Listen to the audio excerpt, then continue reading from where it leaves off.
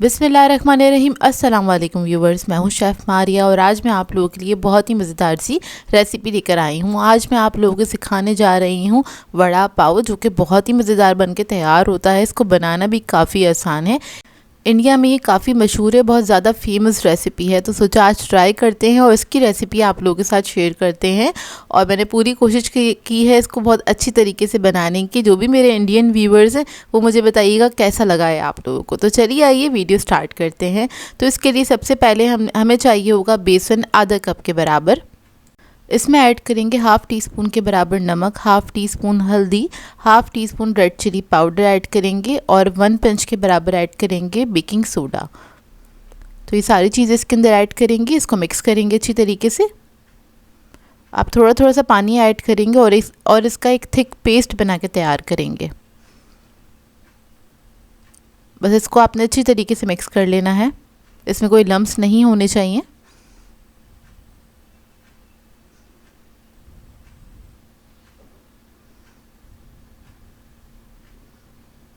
तो इधर ये मुझे थोड़ा सा थिक लग रहा था, थोड़ा सा पानी ऐड करा है और ये बैटर जो है हमारा रेडी हो गया है। इसको हम साइड पे रखेंगे। अब दूसरा बैटर तैयार करेंगे। ये हम चटनी के लिए बना रहे हैं बैटर। तो इसके अंदर ना एक ड्राई चटनी बनके तैयार होती है। तो इसके लिए मैंने लिया है 1/4 कप के बराबर बेसन और इसके अंदर आपने थोड़ा थोड़ा पानी ऐड करना है और इसका एक थिन पेस्ट बना के तैयार करना है।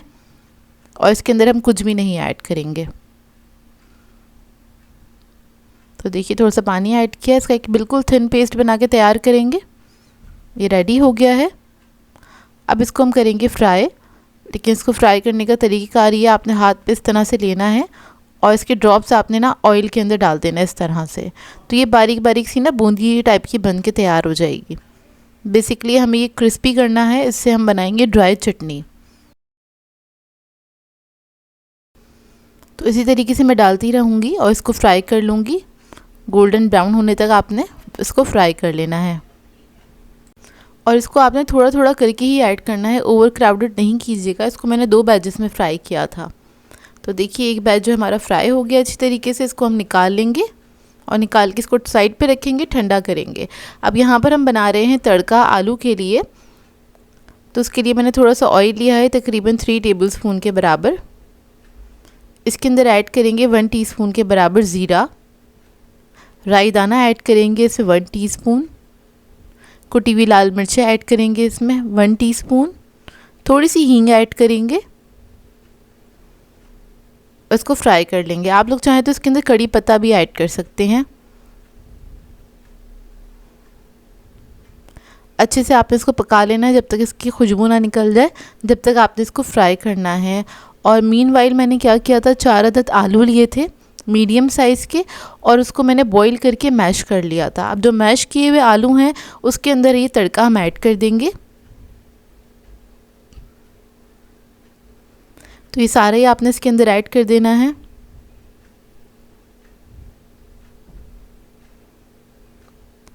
और अब इसके अंदर हम ऐड करेंगे नमक। मैंने नमक ऐड किया था तकरीबन हाफ़ टी स्पून से थोड़ा सा ज़्यादा ऐड किया था। आप अपने टेस्ट के मुताबिक ऐड कर सकते हैं इसमें नमक।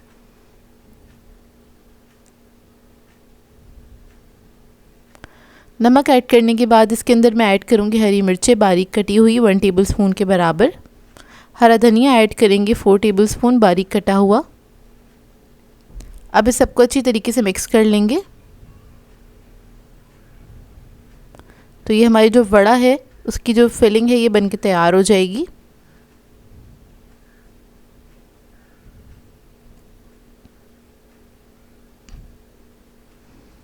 देखिए मिक्स हो गया अच्छी तरीके से। अब क्या करेंगे, इसके हम बॉल्स बना के तैयार कर लेंगे इस तरह से।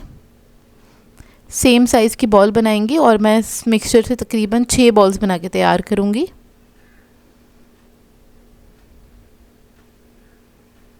ये देखिए इस तरह से बॉल्स हमारे तैयार हो गए हैं। अब इसको हम क्या करेंगे, जो थिक बैटर हमने बनाया था बेसन का उसमें कोट करेंगे इस तरह से और इसको हम फ्राई कर लेंगे। इसको हमें डीप फ्राई करना है। तो सारे मैं इसके अंदर ऐड कर दूंगी।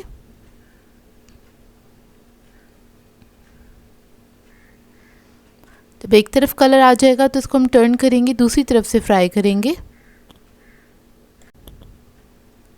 और इसको आपने थोड़ा सा मिक्स करते करते फ्राई कर लेना है। लाइट गोल्डन ब्राउन कलर आने तक आपने इसको फ्राई करना है।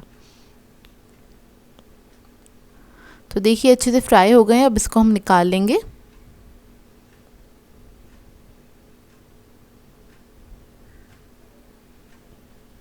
इसके बाद उसी ऑयल के अंदर हम क्या करेंगे, लहसुन के जवे ले लेंगे। मैंने तकरीबन 6 अदद जवे लिए हैं। इसको आपने हल्का सा फ्राई कर लेना है, हल्का हल्का सा कलर आने लगे बस इतना ही फ्राई करेंगे इसको। तो देखिए इस पर हल्का हल्का सा कलर आने लगा था, अब इसको मैं निकाल लूँगी। उसके बाद क्या करेंगे, हरी मिर्चें ले लेंगे जो कि इसके साथ सर्व की जाती हैं। इसको मैंने हल्का सा सिलेक्ट कर लिया है और अब इसको हम फ्राई कर लेंगे।